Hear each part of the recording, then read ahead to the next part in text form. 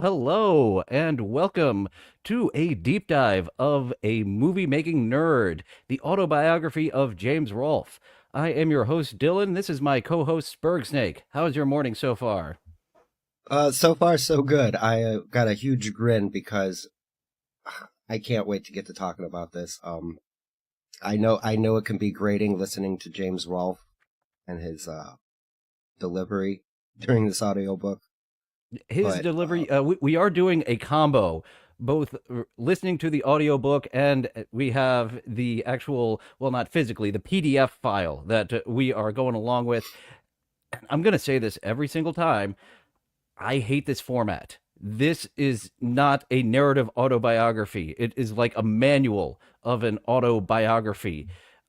James Rolfe, I was surprised to hear his opinion on what he thought of this book. Let's go to him now. The most boring book in the history of books. I know, and yes, it's all down to your format, James. The way that you made these chapters up, chapter 2A through 2I. Well, let's get to the chapter listing of this one. Do you have alternate chapter titles for this one as you did last time?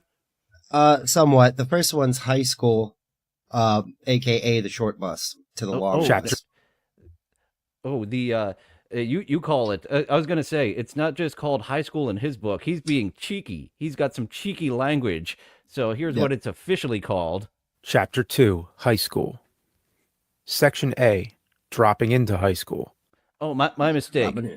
Chapter 2 overall is high school. Dropping into high school instead of out of. Oh, James, you silly man. Hello, fellow kids. Like he's such an old guy at 19 or 18, whatever.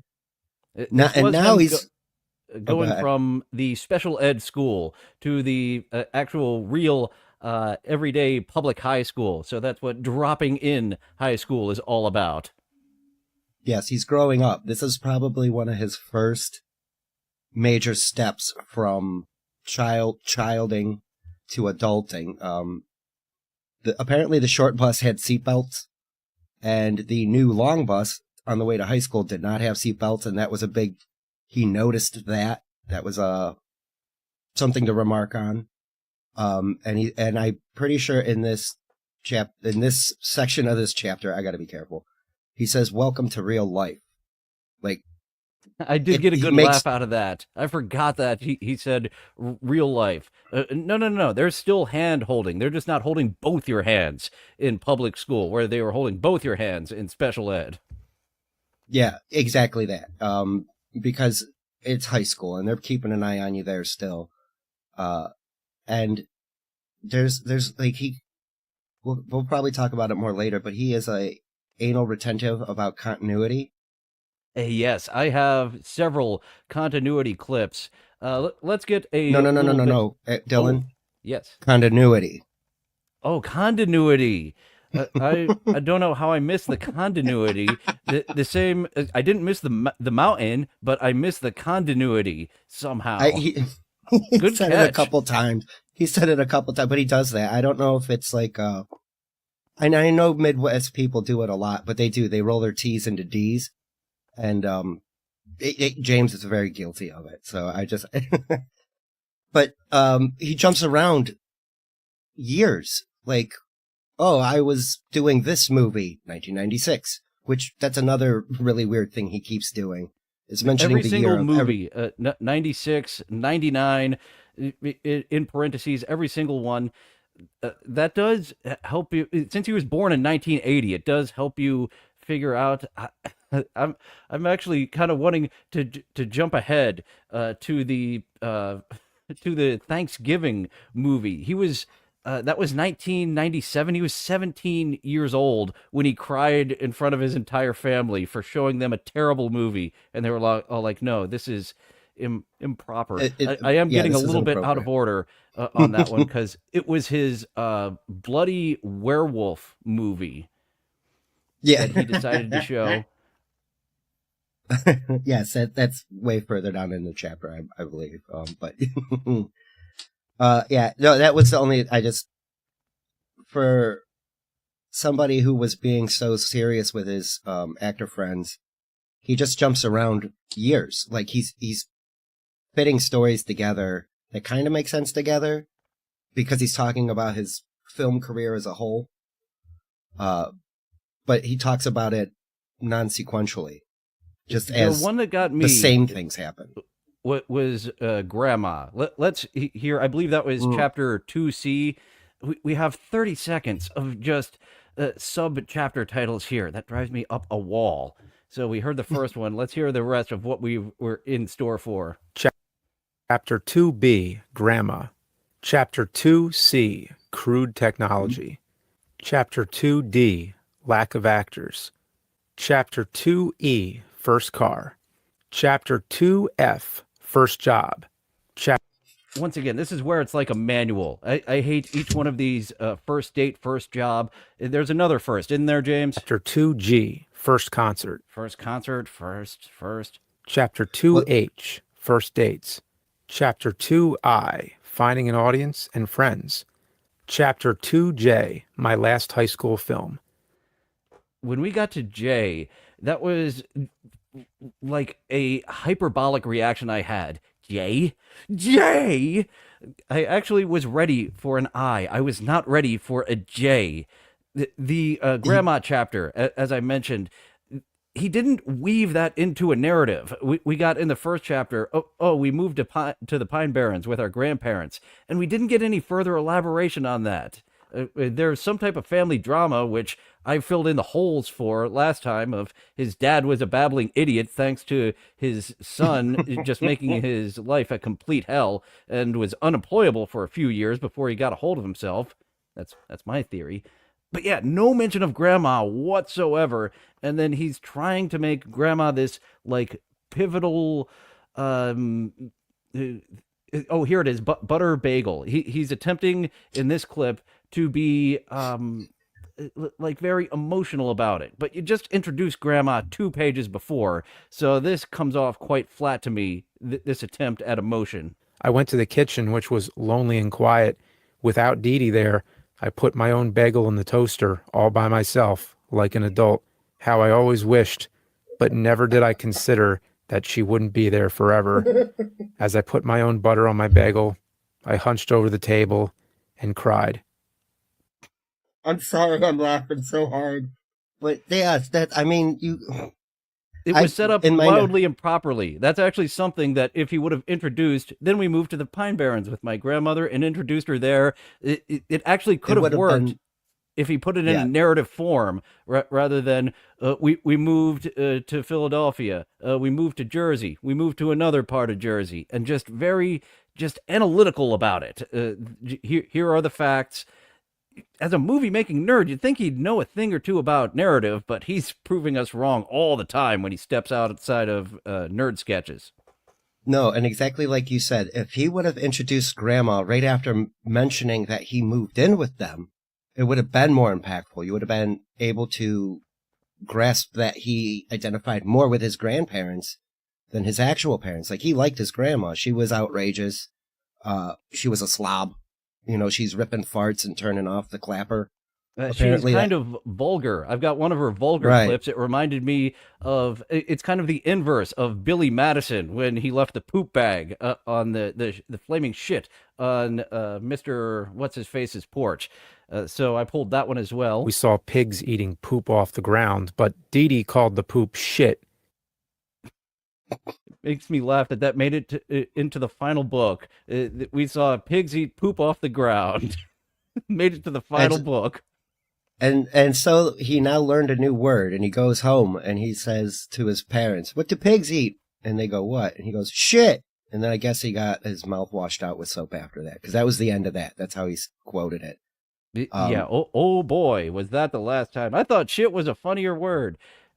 And yeah, there's something he could have related to his current vulgar personality and being influenced by this white-haired, very loving old woman who also had this vulgar streak. The Grandma chapter was the one where I was like, this is how did you this is not an autobiography. This is the outline of an autobiography. I have lots of short stories in this phase where I haven't taken it to the next of this is an idea of a biography the way he's put it together.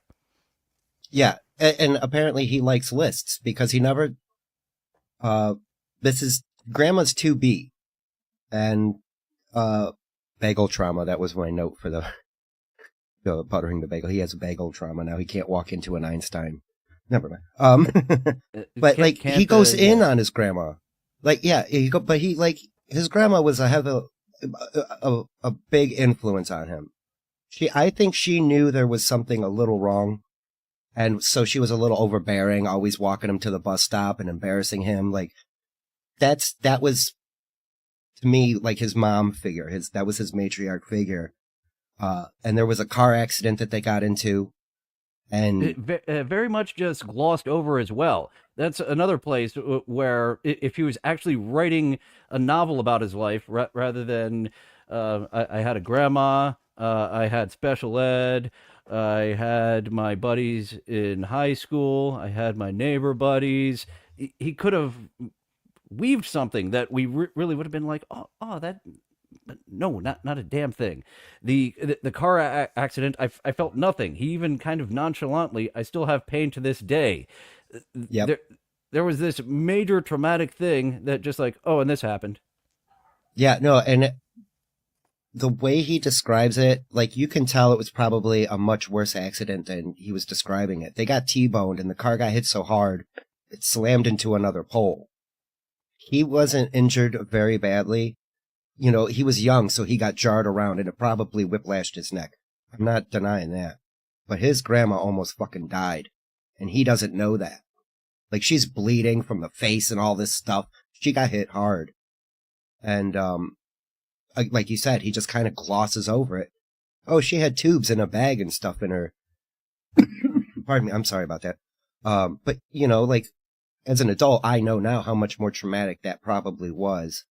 And he was sick of it because they're like, are you okay? And he's like, I'm fine. And he runs out of the room. At least that's how it came off when he was reading it to me. Which and no, once again, no mention of grandma at all, other than we moved in with our grandparents up until this is it. This chapter, how many pages? 55 to 60. We've got 5 pages from start to finish of grandma. So, fail there on getting me to care about grandma, other than the fact she called the poop shit. Right. And I have here taken for granted. He said he took her for granted when she was alive and then went on to tell that story about the bagel. I think I like his grandma more than he did. She seems like she was probably a wild chick. And, you know, that's probably where I agree. He could have got more poignant and said this was an influence on me because clearly it was. I mean, he went home and was happy to yell the word shit out. And that could have been the birth of the nerd. You know what I mean? Like, I kind of knew I liked being vulgar, which he does get into later. Like you were saying, subsections and lists. We got a couple spots before we get into the section of firsts. He breaks that down into 4 fucking parts when it should be just my firsts, chapter 2, my first, or whatever. You know what I mean? I wouldn't even put it in as my first. You're just weaving a story, and those firsts are included in there. But before we get to all his firsts, we do have chapter 2C through what? 2F? I do start ripping out my hair once we get beyond. I'm sorry, 2B. Man. This was my idea. I was like, this is going to be fun. It was fun for like 45 pages. Oh, man. I told you, it's his delivery. You were just kind of doing it a minute ago, where it's like, this is my first date, and I went to prom with a girl, and like, he's just so monotone, and you know, it's so weird. I can't fake delivering with that lack of emotion. I can't. I don't know. Yeah, it's very much not getting into the story. Just telling us about the story, and the story itself isn't a story. It's just telling us things. Or a story Exactly. will get us invested. So, chapter 2C, the crude technology, James talks about his Snick sequel. He talked about Snicks a good bit, but I still don't know what the fuck these 6 Snicks movies were about. It's like a mask that's possessed and will take over. It sounds like Deathbed, the bed that eats you. Just don't sleep on the bed. Just don't put the mask on. And he did this for all of the 90s, basically, making all of these Snicks sequels.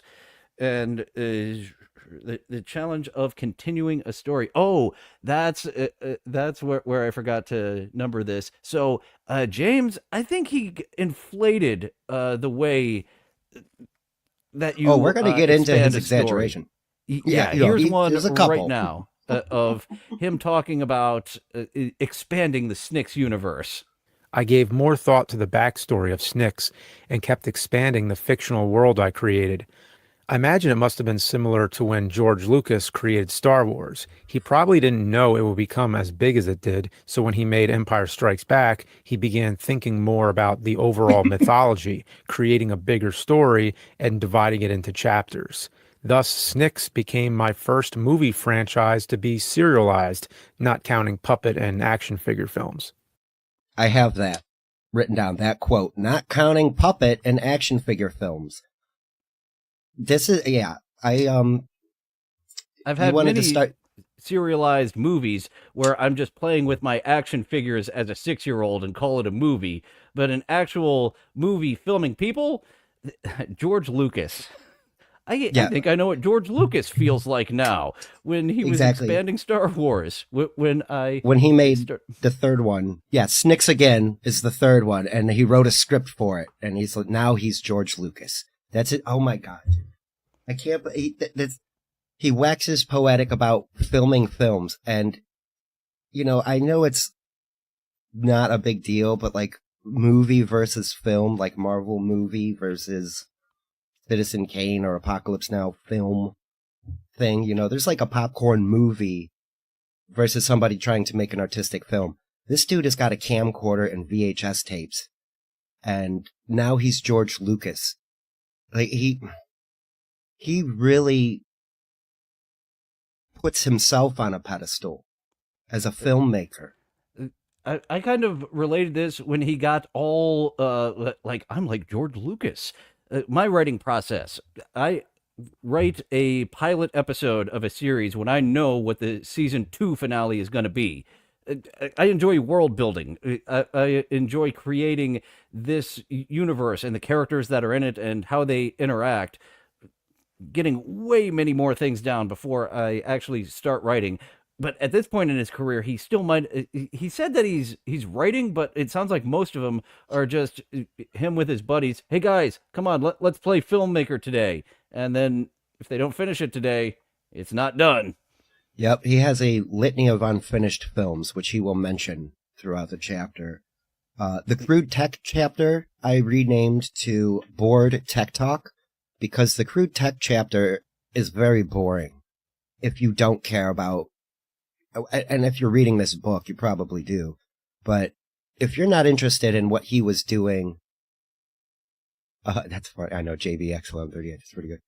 If you're not interested in like how editing worked back in the day, this is a blow off chapter section. Oh, is this the one where he really got into how to? You must become the master of your VCR. He like Yeah. overstated it so much. I had my VCR stacked on top of each other as well, and you get used to it. You learn the timing of it. Each one's a little bit different, but the way that he just over-grandized it of you must become the master of your VCR to edit it properly.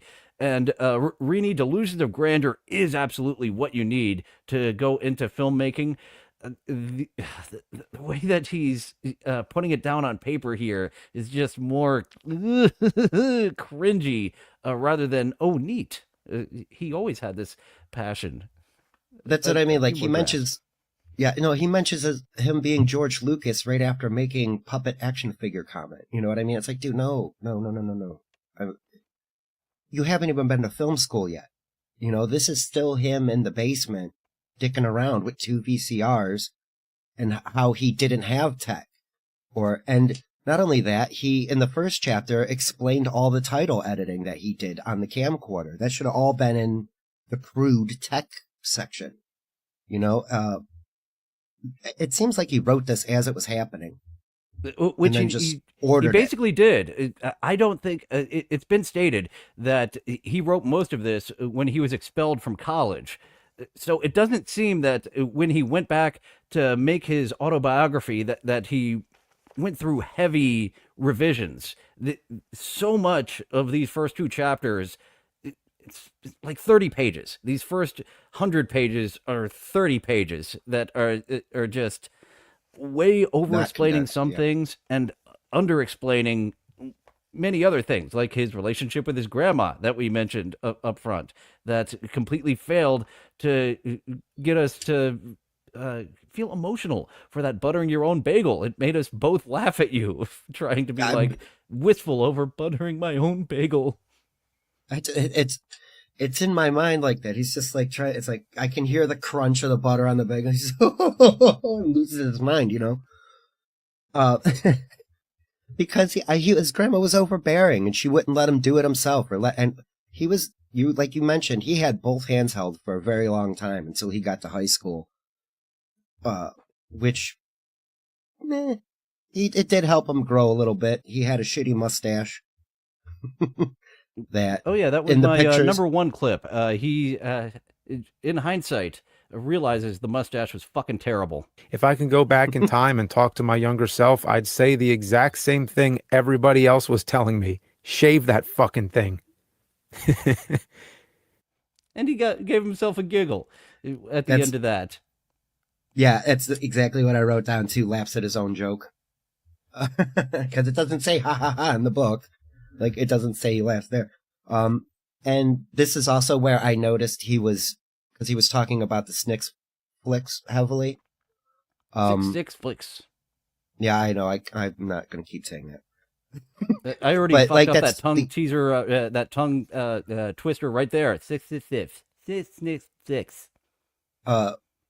That's where I caught him writing the year after. He would state it, Snick's Returns, 1996, and then he would go on and talk about something else. The only time I caught him didn't mention it when he was speaking of Scream, like an actual film. It says it in the book, 1996, when it came out, but he didn't read the year out.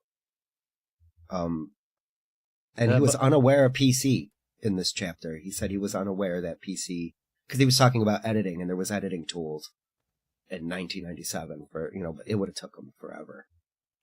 Yeah, he had the Audio Visual Club, which I forget if you mentioned in this one, in this chapter or the previous one, but they had that actual technology that he needed. A video toaster, I didn't know was a thing until like a year ago. That's something that both me and James Rolfe would have absolutely loved if we were aware of the video toaster editing software in the 90s. But nope, just recently found out about that, which would have helped us. Let's get to the continuity clips. I have a few of the continuity clips. It was shot in 4 days, which was a new record for my longest production. We had to wear the same clothes all throughout, or else we'd break the continuity. This was kind of a big deal for us because those 4 days were spread out over a month. We had to keep track of the clothes. We didn't wash them because they'd risk getting lost. By the end, they were sweaty and stinky. There was also a knife wound. It sounds like he's reveling in that sweaty and stinky a bit too much. Like he enjoyed hanging out with sweaty boys a bit too much. The way he's sweaty and stinky. And they were sweaty and stinky. There was also a knife wound made. Take two on that one, James. That sounds like you were sexually attracted to your stinky male friends. No, that was a bad read. Take two, and let's go again, James. And stinky. There was also a knife wound makeup effect, which I had to keep track of. It was my first big lesson in continuity. There it was, continuity. And clip 7, I have more continuity talk. The continuity was ruined. I flipped out. So you know what I'm saying? So one of his friends lost a hat or some shit. So half of the movie had the dude with the hat on and then the dude without the hat on. And then it would cut back and dude would have his hat on again. And so James saw that all, like, how it was edited, and he was just like, fuck, you know? Which is a pain in the ass if it weren't just a VHS movie. This is practicing. The way he's talking about it, this isn't practice. This is filmmaking. None of this is filmmaking. All of this is pretend, like we're pretending to be a broadcaster right now. And if you would just frame it that way, we wouldn't just be ready to shit on you, as you've been shat on for, what, about 10 years now? Yeah, there's like zero humility to this. And that was something I was like I'm saying, like, he keeps saying films. I made films. I was like, dude, no, you made home movies. It's literally, that's the category, home movies. And I have another continuity clip. Of course, the continuity was ruined again. Match. There's.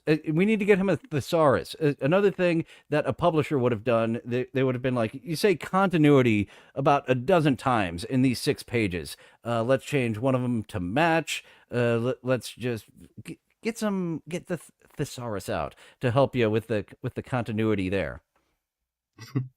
Continuity. That's how I write. CONDANEWTY. Continuity. In the crude technology chapter, I have a difficult actor. I forget exactly what this one is about. The difficult actor.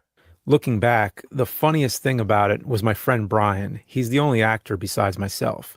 Depending on the time or day, he wasn't really in the mood. I practically filmed half of it around him while he was watching TV. I tailored the story to fit him.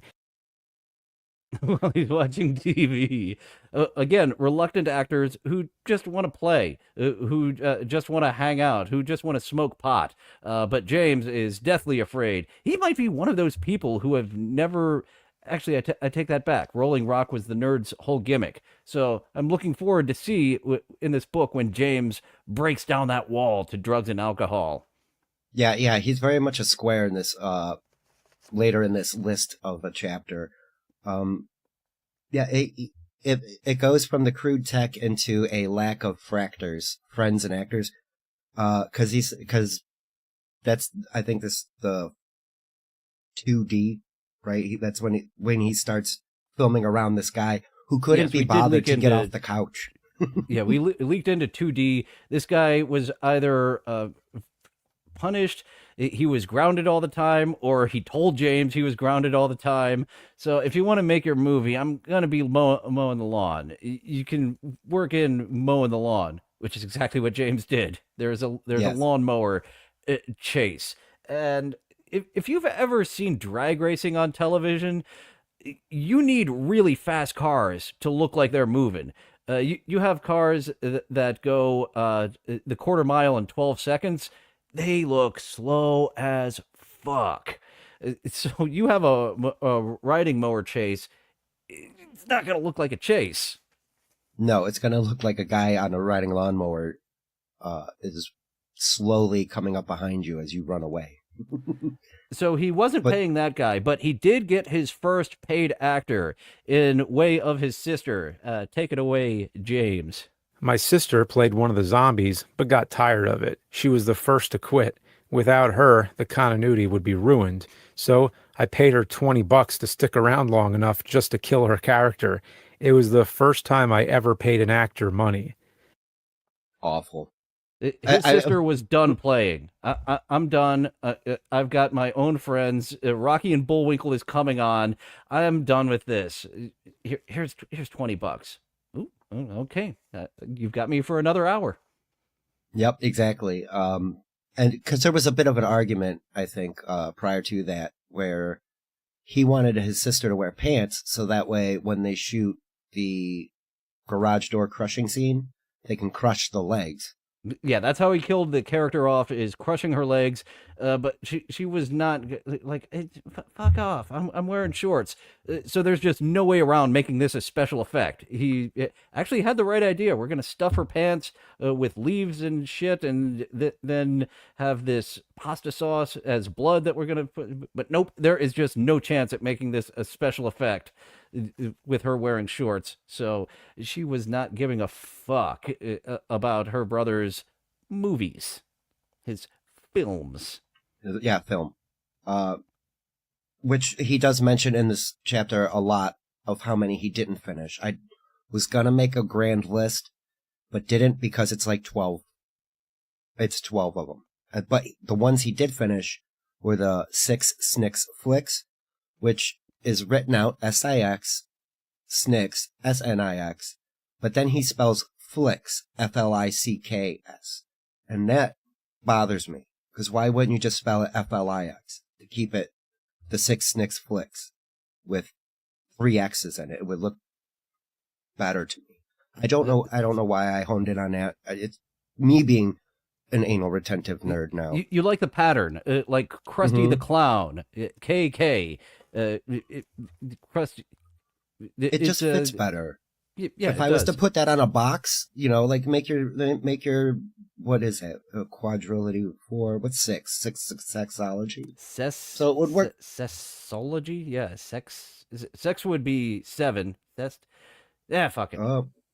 I'm not that interested. But it would look cool on a box set, which you could probably put out. To be honest, I'm sure it would sell. I don't know if they're available to watch. I want to see them now, though. I have the slight inclination to make my own 6 Snicks flicks about a haunted mask, where if you just don't put it on, you're fine. Let me make one more point, because the garage, I don't know when he was filming that. I'm guessing it was close to Scream, but that was a scene from Scream. Like, Drew Barrymore gets crushed by the garage door in the beginning of it. No. One of the girls gets McGowan that gets crushed by the door. Right. Thank you. Trying to go out the doggy door, and he just hits the hits the garage door opener, and yeah, all the hot blondes in the 90s, But I feel like James kind of, that's a good idea. Let's use the garage door. And he does it again later in another movie where in one of his movies. Oh, The Mask. The Mask was out at the same time. The Snicks flicks is The Mask, except it's a horror movie. That's where my mind went as well. Of he's just seeing things and changing them just slightly. And there is a genre for that. He should have got into the Asylum movie making to make a Sharkicane to compete with. Oh, actually, no. Asylum did make Sharknado. They didn't even need to make the shitty knockoff of that one. Actually, did I pull that clip of James? Yeah, this is more towards the end of the chapter, but this is the wrong way to go about filmmaking. We were especially fond of bad movies like Plan 9 from Outer Space and wanted to make our own deliberately bad, laugh-out-loud horror films. Plan 9 was not deliberately bad. What makes these movies so fun is that they really tried. And that's what makes the nerd movie so fucking terrible, is that it is bad on purpose. He is wallowing in his limitations rather than making sure that it looks as good as possible. And the cheese is to a minimum. It's okay if it's bad. No, it's not. And Plan 9 is a specific kind of bad.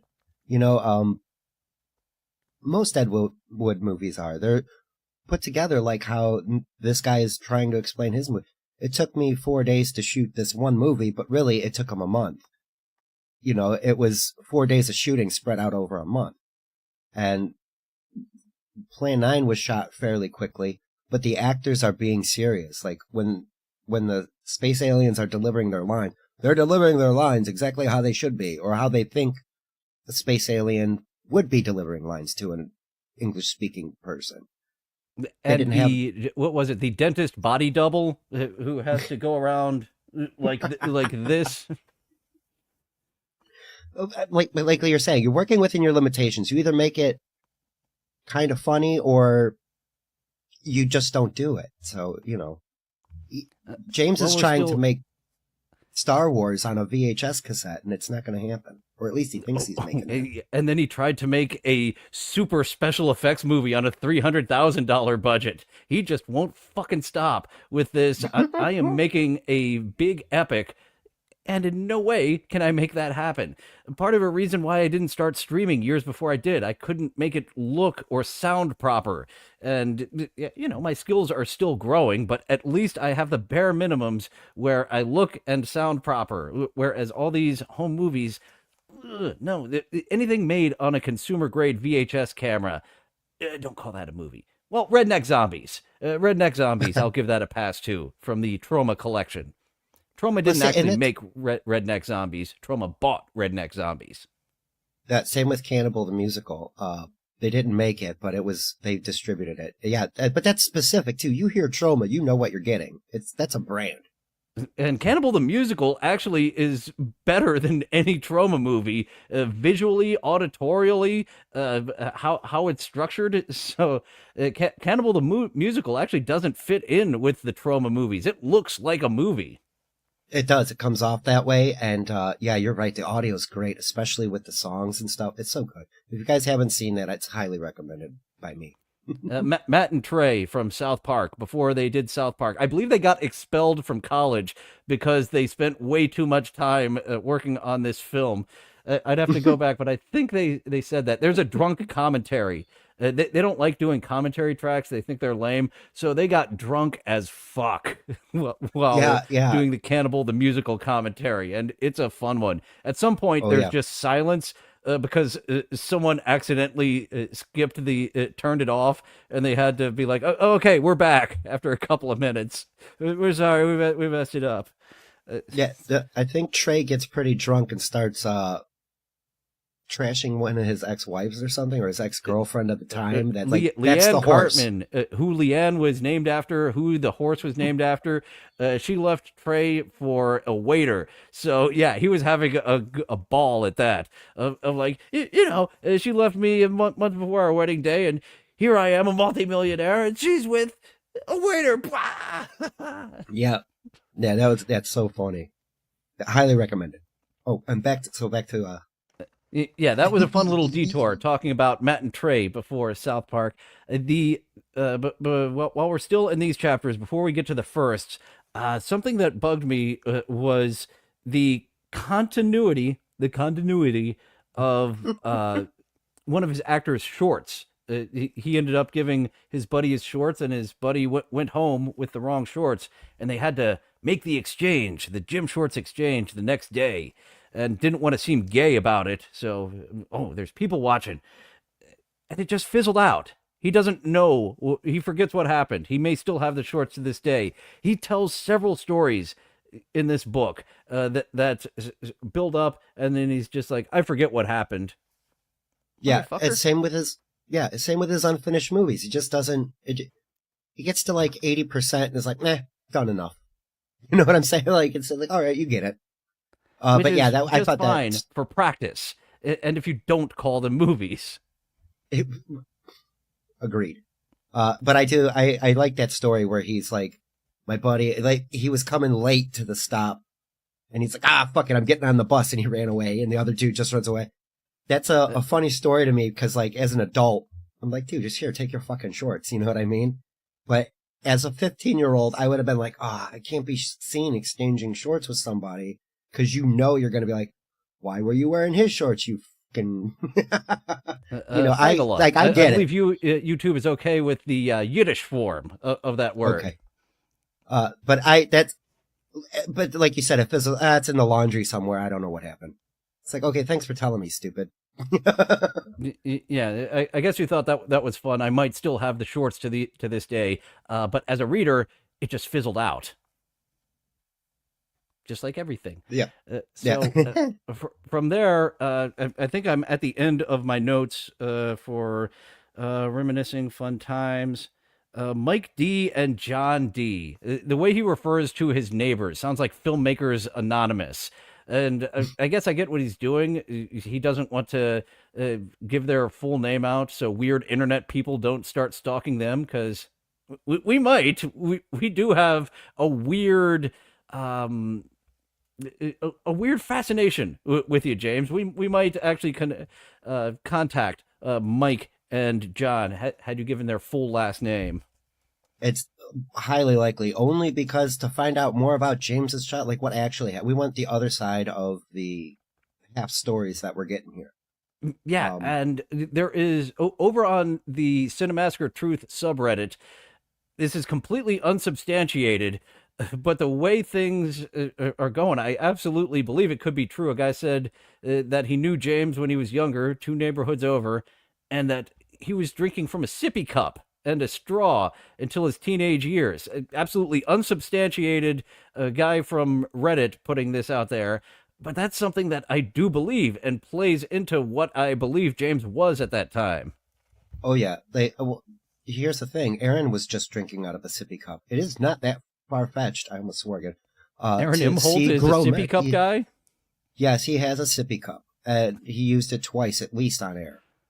On That's- air. Now he's got me doing it. God damn it! It's you I two. use them interchangeably as well, radio terms and live streaming terms. I know that does make me sound like a geezer at times, but yeah, live stream and broadcasting, I do use interchangeably as well. It's yeah. It's these nerds rubbing off on me, but there's a little bit of parallel here, like that. He's I think James is trying to be a puppeteer. He mentions a couple times about being able to organize these actors. Like that, it was probably something.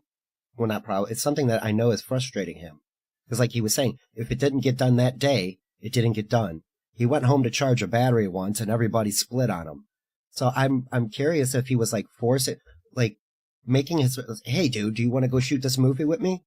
Nah, come on, man. Like just really starting to As we force it. theorized last time, everyone has their favorite game. If you want the proper amount of players for your game, you do have to waste a day playing Filmmaker. Nope, nope, nope, not doing it for a second day. We played your game, now come over here and play my game. Yeah, right, exactly. Except he doesn't. He spends all day mastering the VCR. That gave me such douche chills. Mastering the language that he used here, it's just so epic. Yeah, that he needs to take that's it down a notch. yeah. I agree with you. It is very it's grandiose words. Like he just likes to. Everything's a film. Like no home movies. You're making home movies. A film is fucking. But we do have James getting smacked down to earth with his first job at Shitmart, as he called Yes. it. Here's my first clip of him very much not enjoying Shitmart. Not sure if it's K or Wall. I'm leaning towards Wall. I'm supposed to be a filmmaker, I thought, but here I am pushing carts around in a woman's fur coat. Yep. That's what you do. His boss found a lost and found fur coat, and like that's just something you might do on your own film set when you don't have a proper amount of bodies.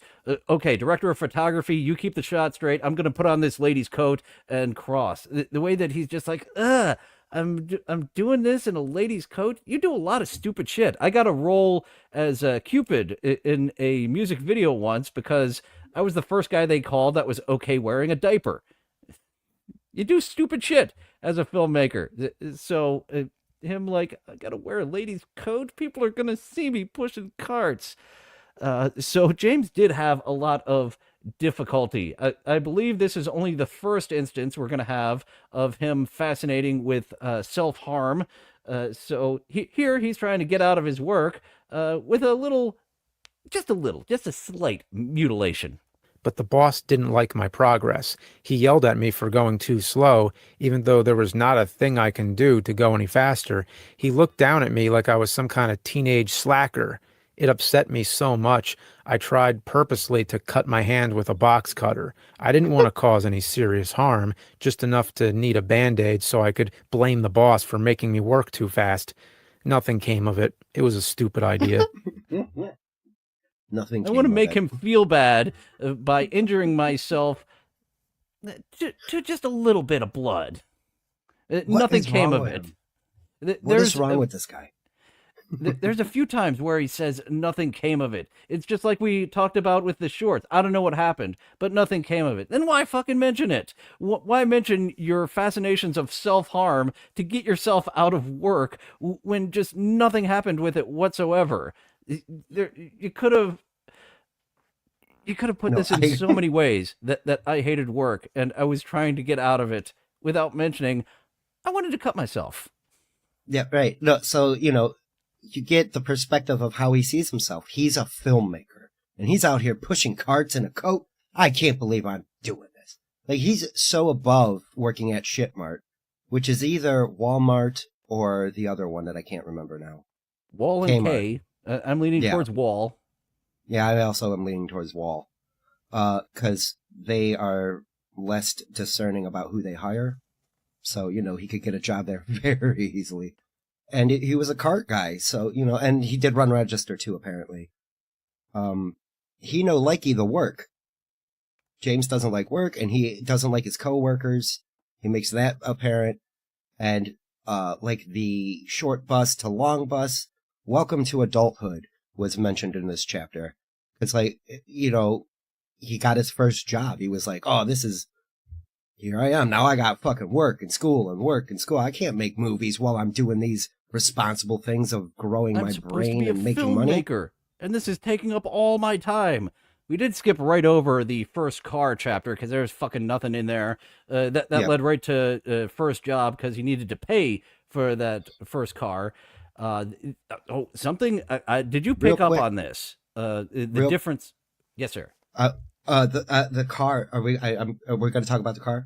Like, if you got anything on the car, go for it. I got nothing on the car.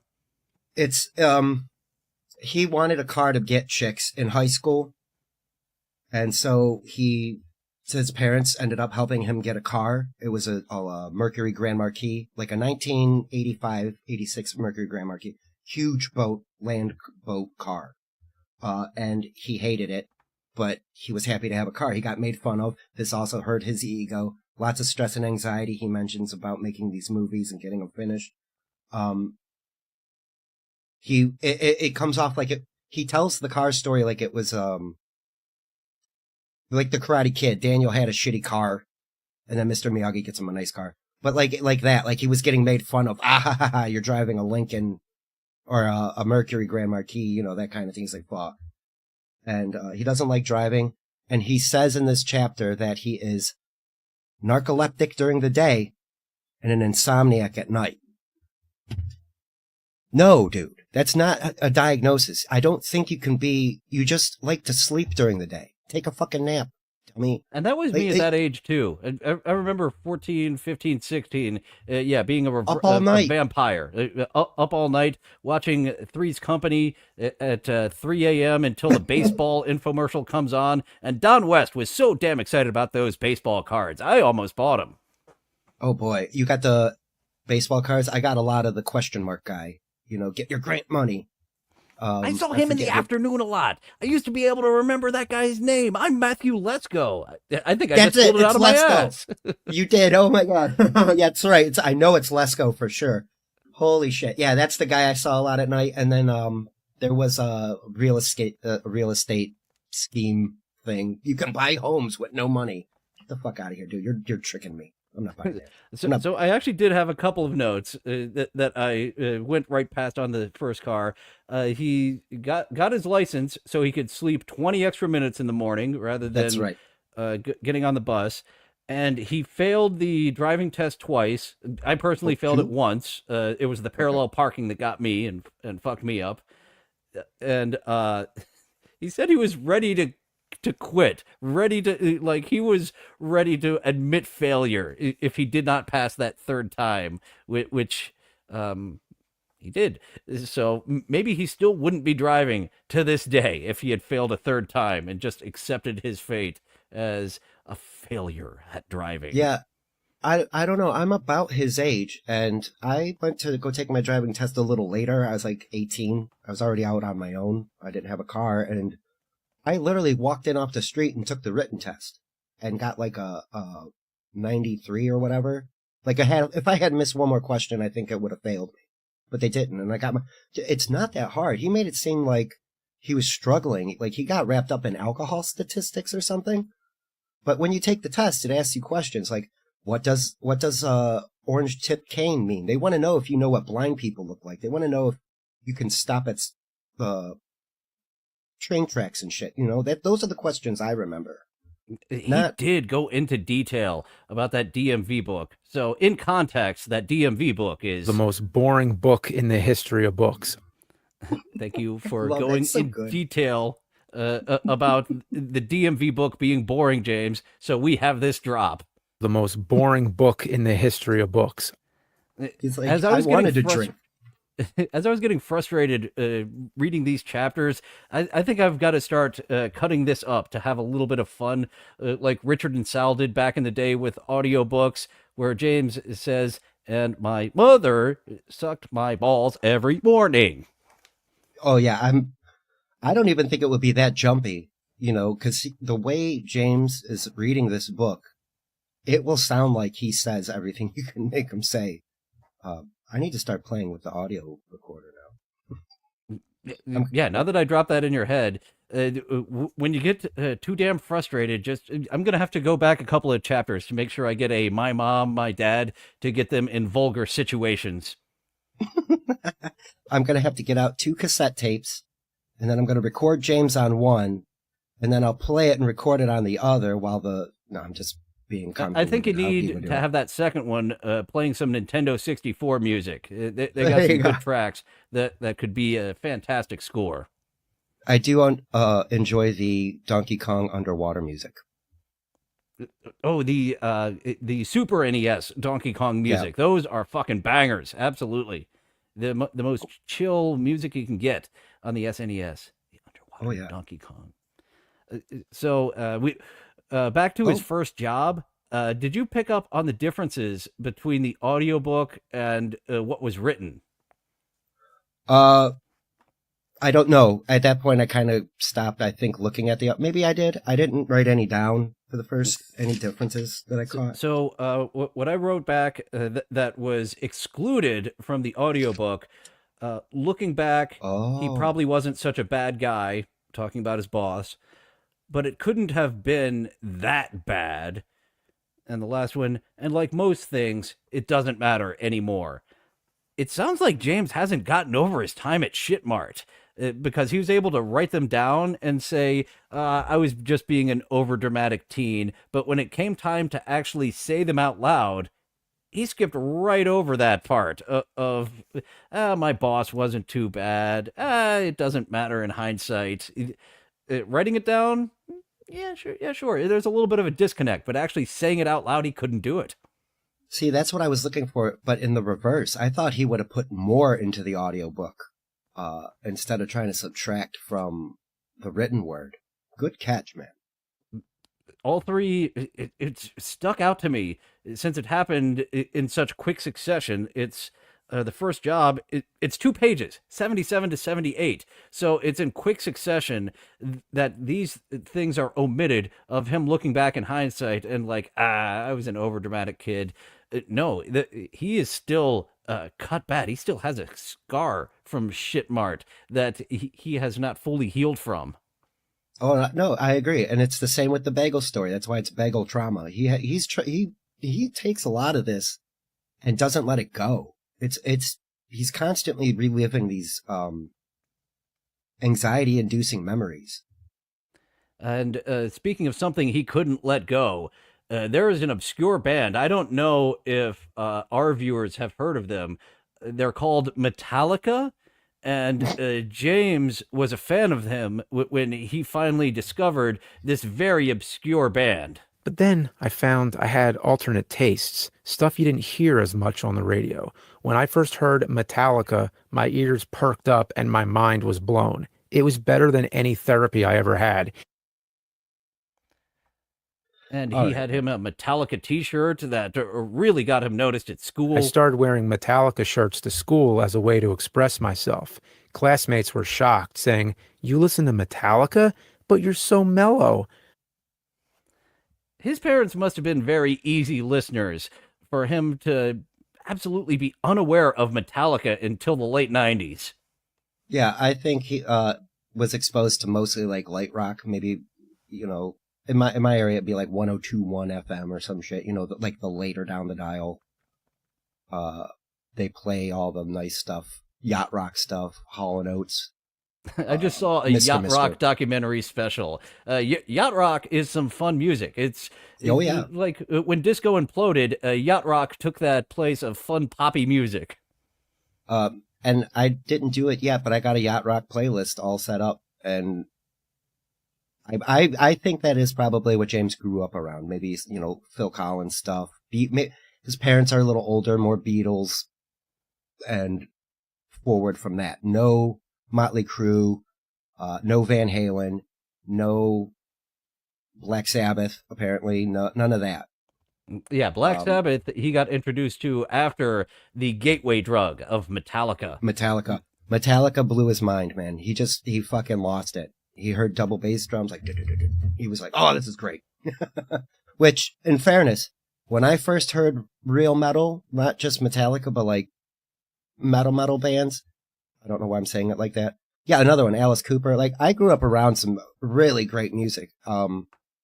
That's one thing my parents did right.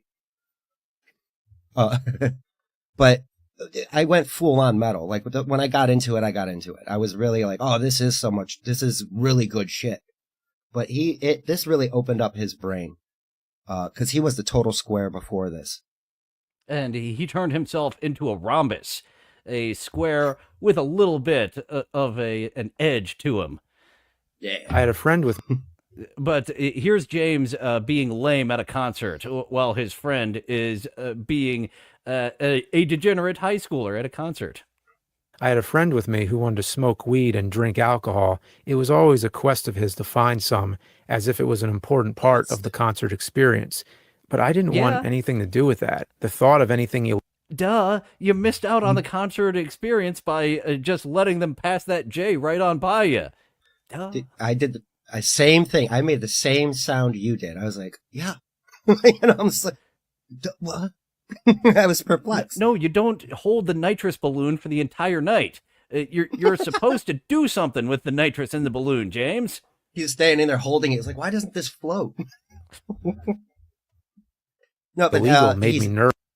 Yeah, go ahead. Play. The only drug I needed was music.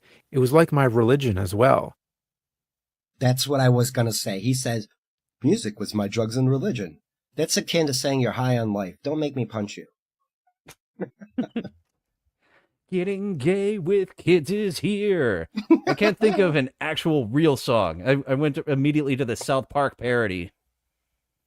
Yeah, he's like, so he goes on and on about Metallica and how Metallica got him into metal. And then he's like, my number one favorite metal band, Black Sabbath. I'm like, you fucker, man. It's like, that was a right turn. He had said Metallica so many times in this chapter. When he prefaced that sentence, I was like, he's going to say Metallica. And then he didn't. And I was like, it was such a letdown. I was kind of hoping it would have been AC/DC, so he would have both the Beavis and Butthead t-shirts. Right? No, Winger. That's the shirt he should have. Stuart. Kip Winger hated them for so long for making the loser kid wear a Winger shirt.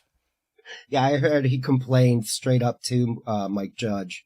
Like, could you please put a different band on there? It's so great. Too late. Yeah. But like, this was also probably one of my favorite parts of this chapter, is him just being he is a nerd. He's like, nah, I don't need any drugs or alcohol. Again, dude's shredding up there, man. I'm high as fuck now. Like, no, dude, stop it. He is taking us back to the classic type of nerd that people are like, you're so dweeby. I don't know if I want to hang out with you. Versus the modern day nerd, which Revenge of the Nerds is upon us. You jocks, you had your time, but the song told you one of these days we'll turn it around. One of these days. Exactly. I used to be able to quote that whole song. If I thought about it, I could remember that whole chorus. So go ahead, put us down. Won't be long, we'll turn it around. Go ahead, mark my words. Won't be long, it's the Revenge of the Nerds. Yeah, the inverse laugh. I can't do it. It does mess my throat up a little bit. There's two. Yeah. He goes from his first metal concert to his first date. He finally gets chicks. He's Before he goes to girls. his first date, I really liked this thought of James Rolfe being introduced to music. There's two James Rolfes, one that existed before being exposed to rock and metal, and the one that exists now. He said It- rock and metal, so I know his parents weren't listening to hard rock. This is the Rex Viper version of James Rolfe. Rex Viper James Rolfe has been right underneath the surface for so long, up until 2020, and there's plenty of YouTubers who tear that band apart. That was something when we first chatted, you were able to point out. So that guitar player, he's doing it wrong. So you've got some musicality knowledge where you were able to say, Rex Viper, what the fuck? So, just for the audience, this is I'm a right-handed guitar player. It's not, my text is normal, so I'm playing it. It's strung with the heavier string on the top, low E. This guy is deliberately playing this guitar this way. He's left-handed up here, and it's the high E. So every time he strums a chord, it's in the reverse. It goes doo-doo-doo-doo instead of doo-doo-doo-doo-doo. So it's like dissonant constantly with the other guitar that James is playing.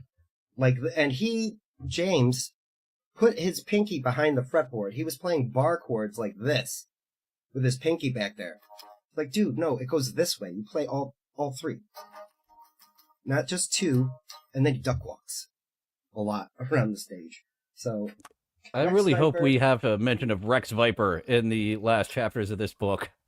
I'm not sure how late Rex Viper started, but there's mention. I need to know about it. And it also gets I remember them being a pandemic band. I think they started in 2020, and then the very first time they actually performed together physically was at an event with Yes. like dozens, hundreds, maybe thousands of people. It was too many games, and yeah, the first time they all played together was on stage at a show, and it went very bad. It didn't sound good. Yeah, very, very bad. Very, very bad. And it seemed like there was probably about 100 people there, maybe 150. And then you've got the slobbiest of the slobs, just like with his triangle there. Why is what was it, Justin? I think it was. Yes. Why is he everywhere? He is our least liked of the slobs. Yeah, he's because and he's got his own history of defending certain people and helping things for not so nice reasons, and yeah, he's a self-insert. He's also got his name on this book as a publisher or something, like published Oof. by, and it's a Ooh, by I wouldn't have done that. Oof. I wouldn't claim publishing for this. Good God. You did not edit this properly at all for your client, Mr. Slavi, Exactly. publisher. Yeah, he is known on the Truther subreddit as Krusty Justy. Yeah, he gets Sam with, I love when Justin says, no, nobody likes to, he's wearing a denim vest too, it's fat guy in a little vest. Like, it doesn't even get over his man boobs. Like, it's right here. It's like, dude, what are you? Oh, that's unfortunate. You're just accentuating your man boobs by wearing something too tight for you. And they do mashups. They'll take like Eye of the Tiger and Tiger Electronics and kind of do a mashup kind of thing, Sam Bibley, he's down. When they come to town, Sam Bibley will be seeing Rex Viper. Just like James Rolfe saw his first date. It sounded like the prom was his first date.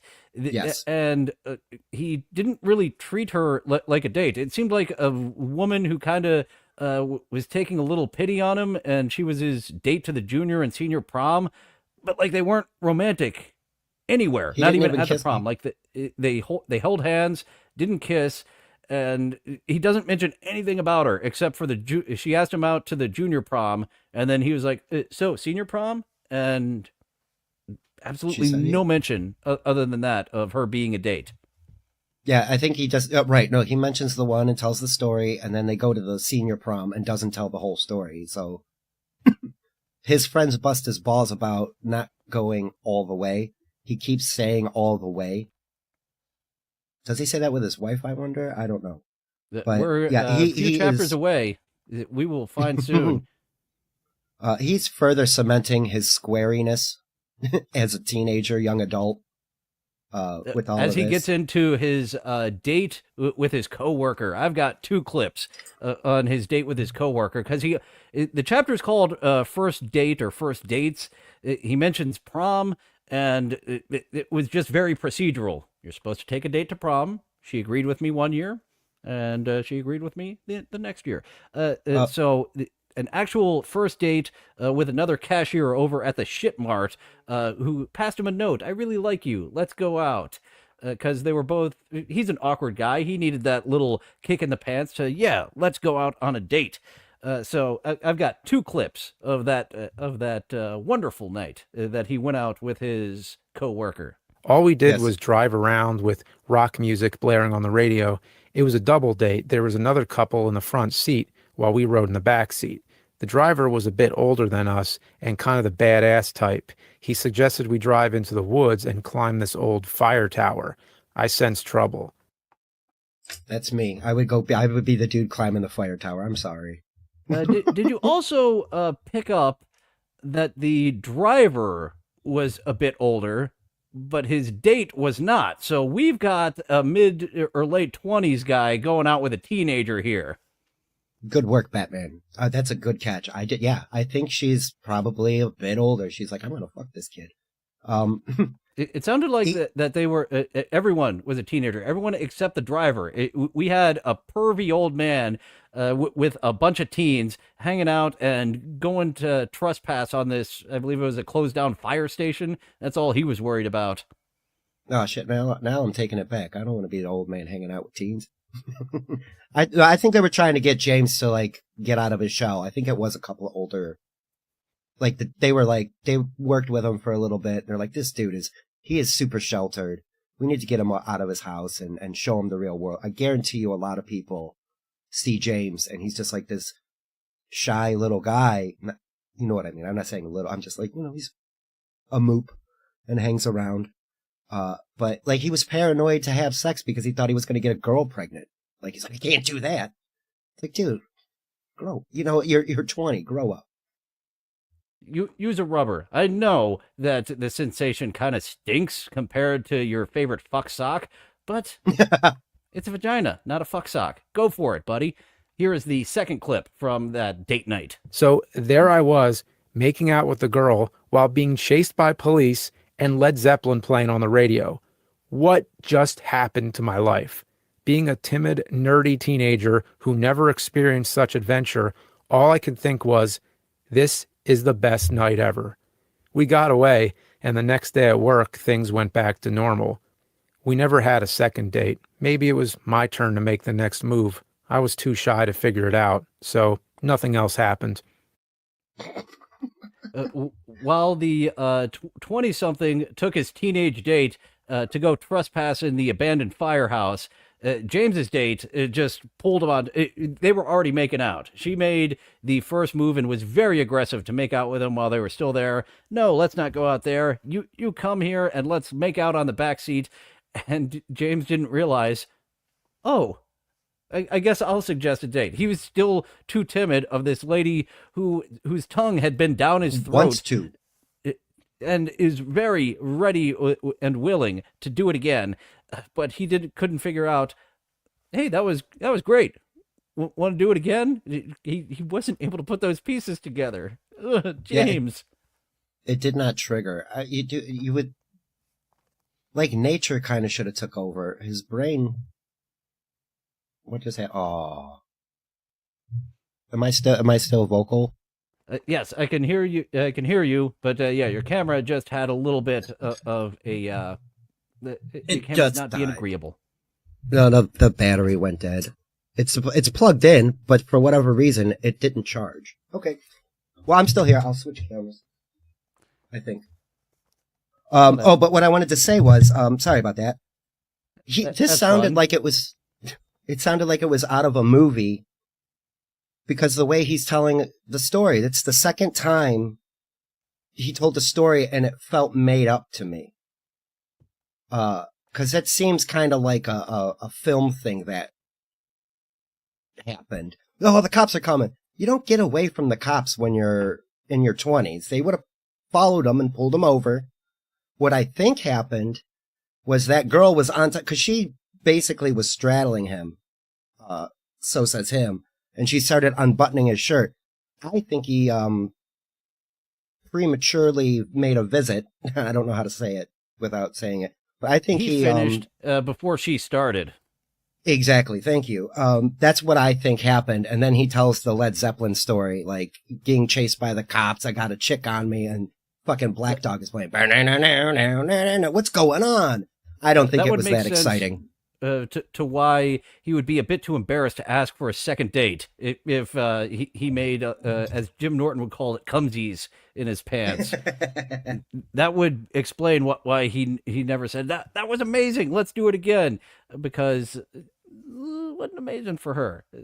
So that is a nice theory that everything that happened beyond them kissing is bullshit. I really think it is. I can't prove it one way or the other, but I'm pretty sure it is. So I think we are at the end of the first date, first job. Onto finding an audience and friends. Chapter 2I. Taranga Leela would not approve of Chapter 2I. I called this chapter forcing an audience, because he's trying to force his movies onto people and build his own audience. That is a great title. Here it is. We mentioned it earlier. Forcing it on his family at Thanksgiving. My mom, usually supportive, didn't like it at all. It was inappropriate to show at Thanksgiving dinner. I mean, really, what was I thinking? She made me turn it off, and I walked out crying. I took it as a personal rejection. This is his violent, everybody dies werewolf movie that has his amateur blood. A lot of teenagers, gory, after Thanksgiving dinner. No. So I think he mentioned in that clip that he went off and cried, right? He's 17 years old at this point. He cried. Unbelievable. And at a holiday, he tried to make it about himself. The family didn't approve, and it made him sad. I don't think so. I wouldn't be sad. I think he was upset his parents didn't. This was probably one of the few times he didn't get adulation from his family. Like, that's somewhere I know, that's a bank I know he could go to. You know, when his friends were like, I don't want to watch your dumb movie. Mom, will you come watch this? And she'll go, good and boy. She was super supportive. Up until the entire family sees this. I'm just comparing it to like a hidden talent that would just be so so disgusting to bring out. Hey, family, watch me do puppetry of the penis. Mom loves my puppetry of the penis. What time is it, Mom? Look at my watch. You know, my what's really fun is I found a clip of James in special ed describing his love of werewolf movies. Oh. I like to make werewolf movies. So that was a passion that he had for quite a while, to make werewolf movies. And I believe he also made a child cry with one of his movies. Yes, he did. And if you're unfamiliar with that clip I just played, Opie Anthony and Louis C.K., they go on for about an hour on I like to make werewolf movies. You can find that on YouTube. But yeah, he tried to show this to his friend's little brother as he babysat him. The little kid wouldn't go to bed. All right, he went to bed. Let's play it. And he's back. All right, it'll be fine. This same werewolf movie had the kid rolling around on the floor, screaming and crying for hours. Okay, good. I didn't miss that. I thought that's exactly what happened. It's so good. Because he was like, they were like babysitting or something, like just kind of keeping an eye on this kid, and they traumatized him. Now the parents are gonna like be mad with him. You know what I mean? Like, he's gonna have nightmares for a week. This is a scar because he said it was That's hours. what I wrote. This kid saw the first. I don't even think it was a death, just the werewolf walking around. And as a pussy kid, Masking- James, you should understand other pussy kids. This is a major failure on your point. Yes. And that's what I wrote. Scarring little children's. That's what he was doing. And never underestimate the power of horror. Horror. He completed a video assignment for school that got him talking about his history assignment on Galileo or whoever the fuck it was. Oh yeah. And then Yes, it was why does the Galileo. teacher have to show this one? Why can't she show a red zombie? Well, that's the thing. He Go ahead. It was actually a first lesson into what the studio wants. It gets shown, and he did not take that to heat at all, as seen by his movie. Well, that's the thing. Like, he got applause for it. Like, the class liked it. Like, it was genuinely good, I guess. Again, I want to see some of these things. I don't know if he's ever posted them to his second YouTube channel or not. But he put on a beard, he had a hat, and he did the Galileo voice. Like, did a shitty Italian accent, I guess. And it went over well for a report for his class. And then all he could do was focus on why wasn't it, one of my horror movies that everybody liked. I imagine it was stink. very rare that one of the students took the video essay option. So James had some fun with it and actually made it a character. So it was like, oh, I can show other people they can do this too. That just stuck with me so much. Of you have to work within the system, and why couldn't she show them Red Zombie? Because Red Zombie isn't part of the fucking system. You're annoying the hell out of me. Of course it's not Red Zombie. No, it was. I think it was for an art class or something. Like, he had to pick an artist art class, as a subject. history class. Maybe it was something. art history. I was under the impression it was some type of history assignment. Yeah, no, it might have been art history for all because I know he was complaining about going to college. Back to the same school that he went to, where he said the tech that he was using there was a tease. He must have been in a very small town, because where he summer schooled and Saturday schooled was the same school that did the filmmaking classes, and so he enrolled there. And the Sopranos used his hometown as an out in the middle of the fucking nowhere town. This is the Pine Barrens. This is forest and an abandoned truck with ketchup packets and relish. That's how I knew this town, the Pine Barrens, before I realized this was his hometown for most of his life. And this is the chapter where he mentions making friends later in high school. Yes, we start to get to his buddy with a Hawaiian shirt. This class clown. He said he's not a class clown all the time. He picks the very precise moments when to turn it on. And one thing he mentioned that caught my attention was he tackled a Christmas tree. And luckily, we have some footage of this as well. And this is a classic clip of tackling a Christmas tree from his new movie-making buddy. Hey, Keith, you a pirate, man. That would explain everything. Come on.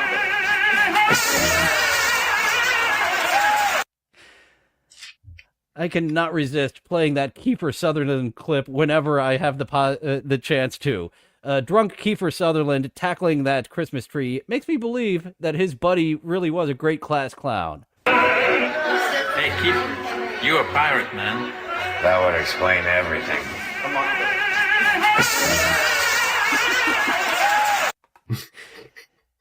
Thank you, Drunk Kiefer Sutherland. He gets a 7 out of 10 for that attempt. If you do It's a go nice around treat. Burbank, you might find yourself a drunk Kiefer Sutherland. Anytime I went to, what was that bar? It was right near Bob's Big Boy. I never found him, but I was told drunk Kiefer Sutherland sightings there often. Nice. Yeah, I want to go out to LA just to hang out for a couple months. That'd be pretty cool. I'm gonna go stay Yeah, with if you could Earl. afford to just fuck off in LA for a couple of months, you could be a background actor. Any schmo off the street can be a background actor.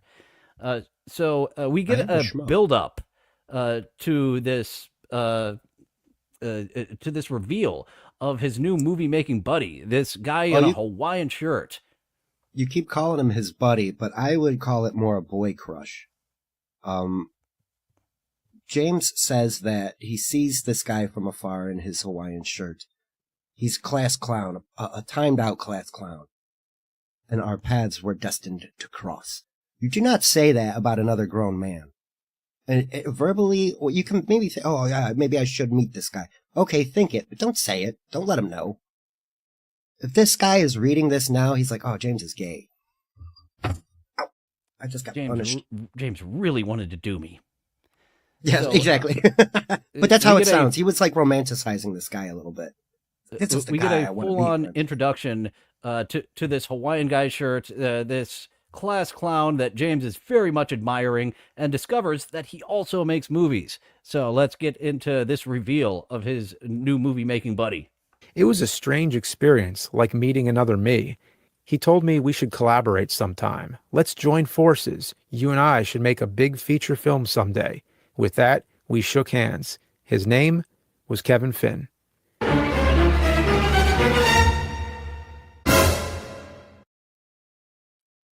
We needed that dramatic stinger at the end because we all know that name, Kevin Finn. Kevin Finn will become a big part of this story when we get to the Angry Video Game Nerd movie. Collaborate. Collaborate? Did he say that? That's another one. Collaborate. Got to pay more attention to the way James pronounces words. So this is both is something very good and very, very bad for James, because James Finn and the Angry Video Game Nerd movie, oh boy, we're chapters away from that. But I know that name, and I know it as someone who fucked it up. You fucked it up. Fuck you, fuck you, fuck you, as Lily Tomlin might say. Fuck you, fuck you, fuck you. Get the fucking thing together, fuck you. But they do not. So that's I could not. All I did was hyper focus on that name, James Finn. Oh no, right. No, it started when he was just a boy. So yeah, we'll get to the Angry Video Game Nerd movie. That's kind of where this is all culminating. That's what this book was supposed to be mostly about, I thought, when he was. But here we are, 100 about pages in, and we're just getting out of high school. Yes, I know. We're leaving high school, and chapter 3 is the college chapter. Bimmy's making friends. He's seen some of the movies that his new boy crush made. And they were a tad racist, but it was all in good fun. So, they were all in homeroom together, and one morning they got to do announcements, and James was on the old mixer board. Oh yeah, they had fun. They had shenanigans, but yeah, he got to be on the mixer board for one day. So, and that earned him his street cred with his two new friends, who were also class clown goof off. Like, they were very goofed mischievous. off a little too much for the school administration and never got to do morning announcements again. But yeah, street cred, as you say, breaking out of his super introverted shell and just throwing some shenanigans with his other filmmaker buddies. Exactly. Sometimes you do need to meet the right guy to help, facilitate your own creativity. And this is where I think it starts. This is where the nerd does start to get born, where he's a bit of a shit. Versus being the guy at Metallica concerts not smoking weed. And this is another thing I can absolutely identify with. My former comedy partner and I, we brought out the best in each other. He got a little too full of himself in Los Angeles and had to break away. But it was like a relationship ending of my comedy partner just becoming like, I know what's funny. We would try to collaborate, and if it didn't come from him, then it was we tried to like work it around it, like, oh, we've got this great idea, how do we get Dave in on this and make him think like it's his idea? what if we just don't invite Dave anymore and collaborate? That's the flashbacks I got. Papa Perez, yeah, Kevin Finn, I am convinced, told James, I know what I'm doing. And he didn't. Kevin Finn, he went on to become a producer, a reality television producer. You come up as a production assistant, and I could not finish a date with a reality television producer. I dated a sex working prostitute for a month, but I did not respect what a reality producer did for a living. I could not finish the first date. That is what I think of uh, reality television producers. And Most going reality back shows, to period. going back to dating a prostitute, I thought she was using hyperbole. I thought she was a dominatrix. Oops. Oh, well. Yeah, you're all right. You've been tested. You're fine. You're healthy as a horse as far as. I got nothing from her, but I was very excited that she said she's in sex work. Ooh, I got me a dominatrix. Fuck yeah. Literal sex work. Oops. But I still respect what she does for a living more than what Kevin Finn does for a living. It's so funny though, because like I'm not a big fan of reality television. I feel it's very parasitic and it's edited well, but it's very manipulative and parasitic. I don't like it. It Except is. for The Bad people Girls Club. that are involved in that are usually rubes that end up being hated by America just because we need a bad guy. All right, edit that one to be the bad guy. Right, exactly. Bad Girls Club was one of the ones that was. It was like 6 women in a house, and they were all just like these hood bitches and fighting each other. It was so good. But again, it was extremely toxic, and like you said, they make one person the villain of it and push it hard. So we do have one more kind of a chapter. I don't have any clips from it. The It's very last short. chapter, my last high school film, is 6 pages long. And once again, James starts telling a story but doesn't finish it. The head incident in 1999. He spent his entire senior year making it. His first film featuring his new buddy, Kevin. I've got to put those dramatic sound effects on my soundboard. So every time I say Kevin, we can have those dramatic sound effects. He repurposed some footage from an old movie. And this is what frustrated me. Like, he actually started getting me into this story of planning on making it his resume. This is my resume. This is the best I can do as a filmmaker. I plan on submitting it to film festivals. Yes. Did you do it? He didn't elaborate anything on what he did. I plan on submitting it to festivals. I plan on making this my resume. Right. No, And right. I have a feeling we're done with the head incident. I want the next chapter to continue because the story isn't done. He's just like, I plan on doing this. Next chapter. What do you mean next chapter? You're not done talking about the head incident yet. I renamed this chapter The Last Good Memory because this was probably the last happy memory he had from high school. It's, in my opinion, it's his first actual film. This is the one he took most serious. And again, he shot it in 14 days over like 6 months.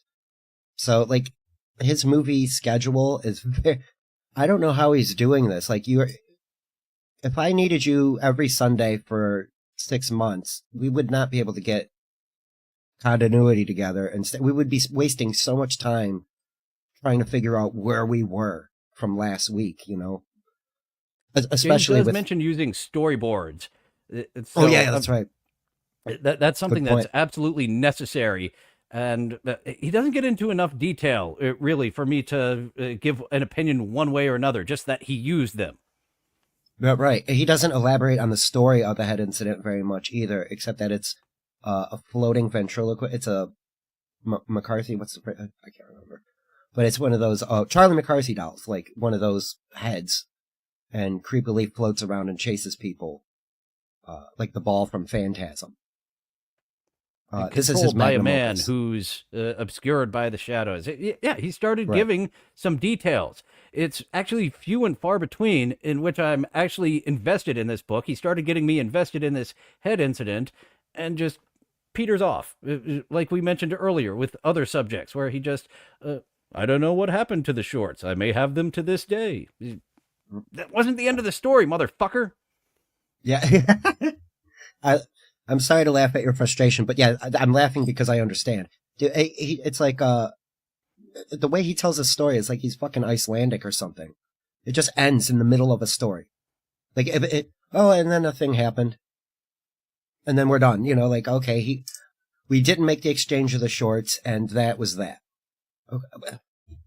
You didn't see him anywhere else. You didn't, you missed the locker exchange. You didn't go to the library after school and hide in the bathroom.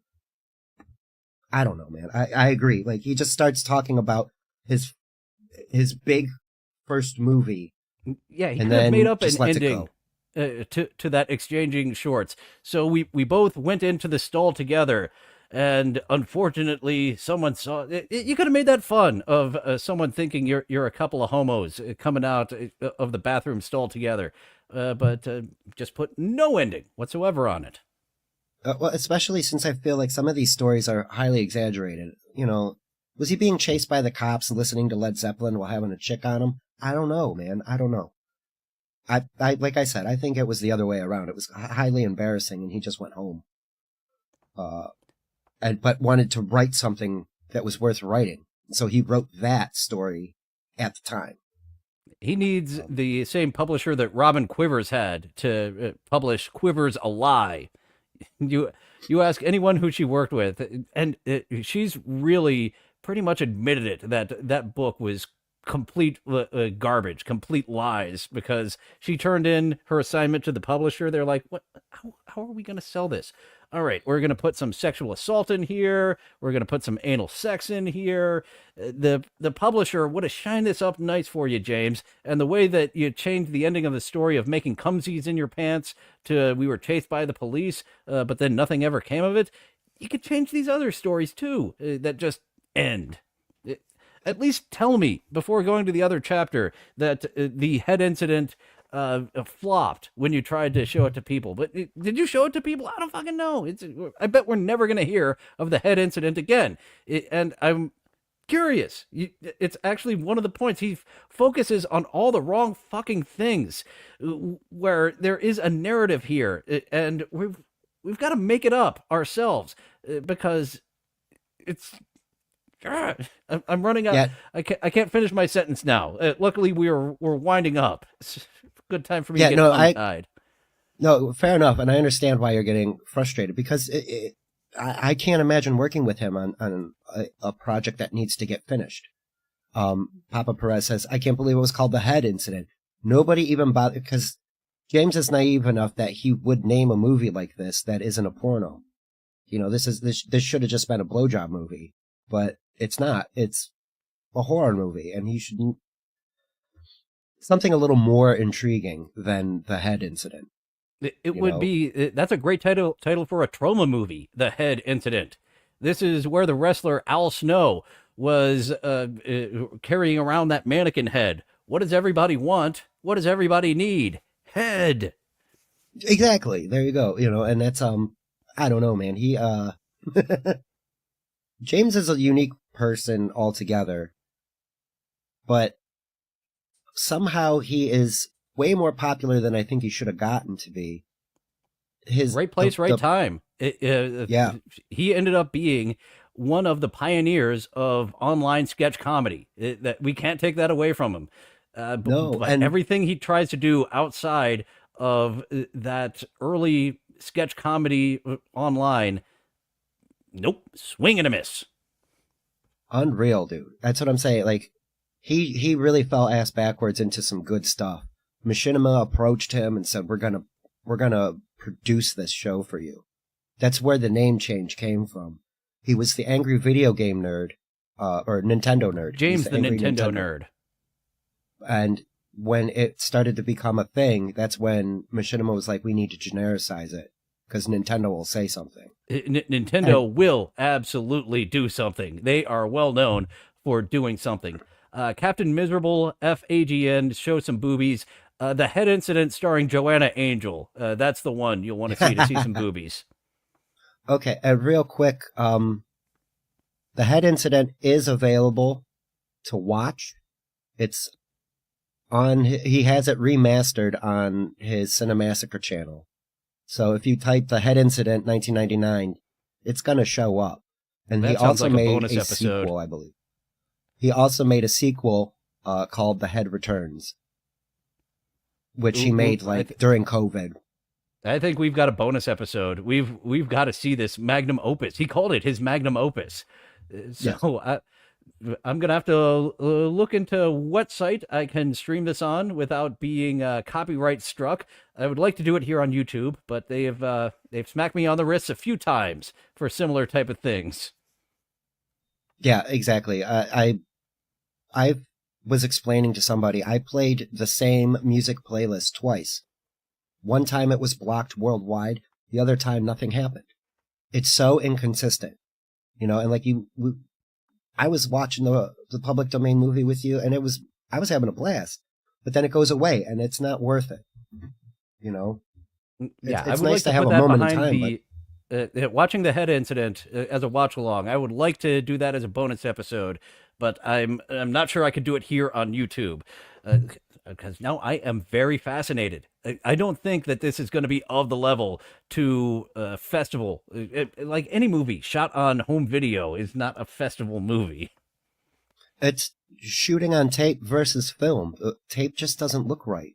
It looks like a soap opera, a television soap opera versus being shot and everything is in 4.3 because it's VHS.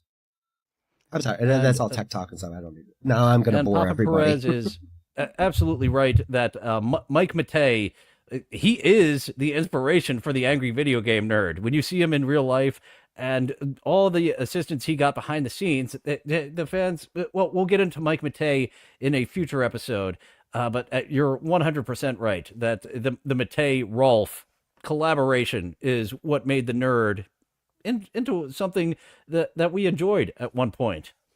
Yeah, if I had to divide that up, I would say it's 70-30 to Mike. I think Mike was like putting scripts together. James was help editing them and doing the acting. But I'm pretty sure Mike was the one doing the real directing. Like, oh, dude, you need to ham it up more, or act a little more angry, or just, instead of letting him just run, he was pushing him a little harder. Because that's what James needs. And I'm not saying that as like a bag or anything, because I'm the same way. I need somebody to push me sometimes. Otherwise, I get complacent and I let time pass me by.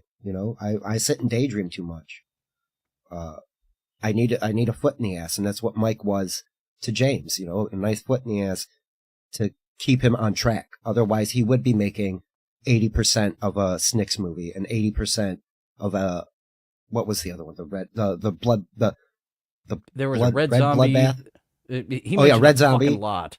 That's what I mean. I was going to make a list, but there was too many. He mentioned so many, and it was a lot of white noise of what it was, what they were about. I forget a lot of what they were about because I'm ready to wrap up. I agree. You're fine. We're at the end. Ever since that last rant I went on, I can't exactly finish sentences, it appears. So that's all for today. This stopped being fun a lot sooner than I thought it would be. We'll be back in 2 weeks with Chapter 3. I think some of these chapters might have a fuck ton of subsections. We might take some in halves. So that's it for this week. I will be back tomorrow with an episode of TikTok Around the Clock, seeing the madness going on with TikTok live at 2 different times around the clock, Tuesday through Thursday next week. I think I'm going to be going Wednesday, Thursday in the new year, trying a new show concept. But that is Dylan from somewhere. Like, subscribe, hit that notification bell to let you know when I go live, which is 11:30 a.m. Eastern, Tuesday through Thursday. Soon only Wednesday, Thursday, with some bonus episodes thrown in. And what's your plugs for your channel over there, Spirit Snake? at Snick on YouTube. I shortened it up, and at Snick on Twitter. If you give me a follow, I try to tweet out everything that all our little circle of friends watch and try to keep things going. Because YouTube notifications stink, but make sure you got them on for Dylan's shows. I usually go live Sunday nights, but Sunday has gotten popular. Not just from Hack Ride and Electra, but like, it seems like there's 3 shows on a Sunday now, and when nobody was doing anything. Yeah, our buddy Earl Skakel has made Sunday his regular streaming time now. Yeah, I know. He's a little earlier, so I've been going like from midnight to 2 a.m. So if you guys are up late on the East Coast, or if you're not doing anything early afternoon or late night on a Sunday, I'll be up. I might do some Fortnite streaming here shortly. And I got a Primus playlist on the way. Nothing related to anything we're talking about, but Primus's drummer quit about a month ago abruptly, and they are auditioning new drummers. So if you know anybody who needs a paying gig, play a Primus song and audition for him. Primus fans, you can become the new Primus drummer. Yeah. That is all for me today. I'm tapping out since I have gotten so damn tongue-tied from trying to explain what James Rolfe did not explain to us very well. I do not recommend this book. I made a promise to myself. I'm gonna see this through. This is gonna hurt. We'll be back in 2 weeks for another episode of A Movie Making Nerd. I'm gonna have to put out some shorts as well. This book fucking hurts. I'm so sorry, man. This and Imholt is too much. This was my idea. I was saying this for months before you were like, all right, I'm ready. Let's do this. This is a hell of my own making. The next the next several episodes of A Movie Making Nerd. Thank you all for joining. Oh yeah, I didn't give a plug to our buddy Mr. Blue Sky. Oh yeah. I'm supposed to put this up at the beginning of the episode, right after you hear the theme song, and I fucking forgot again this week. Thank you, Mr. Blue Sky, the real MR Blue Sky on SoundCloud, to hear some more of his chill, ambient type of music. I'm getting on the hell out of here. TikTok around the clock tomorrow, Jerry Lahane. That is one that's gaining popularity, but I am frustrated as much work as I put into it of the amount of views it gets. Fun, random shit over there on TikTok around the clock tomorrow. Yeah. Migraine fuel indeed, Rini. What have I done to myself? I asked for this. I wanted this. I got it. Just like James with his car, be careful with what you wish for. And yeah, thanks for joining me, Spurg Snake. Thank all you beloved chatters for joining. Feel free to go away. Well, it looks like that's all the time we have for today. Thank you for going on this adventure with me. It's fun being with friends. I'll see you next time. Bye now. Bye for now. Toodaloo. Au revoir. Auf Wiedersehen. Ciao. Ding dao day. Places all. All join hands, circle left. Now circle right and listen to me. LS, MFT. Elementary corners like swinging on a gate. To right, dear honey, with the right left eight. Grand right and left around you go. Lucky strike means fine tobacco. Meet your honey and give her a whirl. All swing around with the little girls. Smoke 'em, then you'll see. LS, MFT. Promenade and don't you fall. Promenade around the hall. Lucky strike is first again with tobacco men. Promenade straight down the pike. It's time right now for a lucky strike.